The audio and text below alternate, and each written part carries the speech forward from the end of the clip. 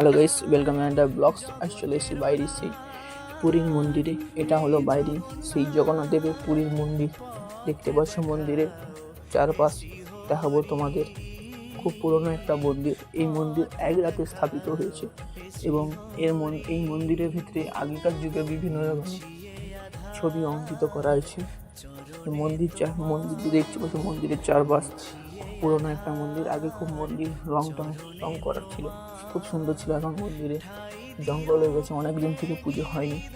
দেখতে পাচ্ছ মন্দিরের চারপাশে বাগান, এখন জঙ্গল হয়ে গেছে।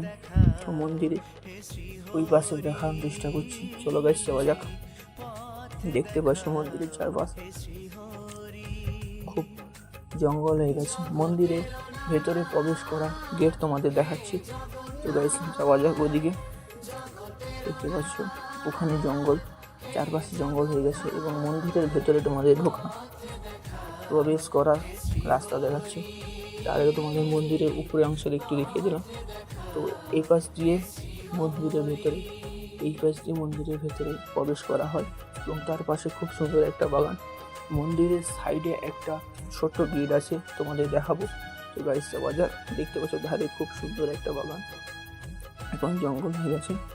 তো এটা হলো মন্দিরের ভেতরে ঢোকা ছোট একটা গেট।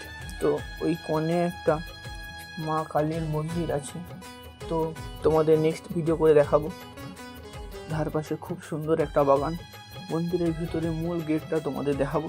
এবার যাওয়া যাক। এটা হলো মন্দিরের ভিতরে ঢোকানো মূল গেট, তোমাদের ভিতরের অংশ দেখানোর চেষ্টা করছি। তো এখন বন্ধ আছে।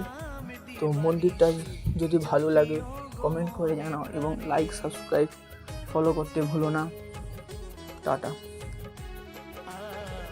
শুনেছি তোমার নামে পাপ তাপ যায় দূরে, তাই নাম দিবানিশি জপিও গো মনে প্রাণে।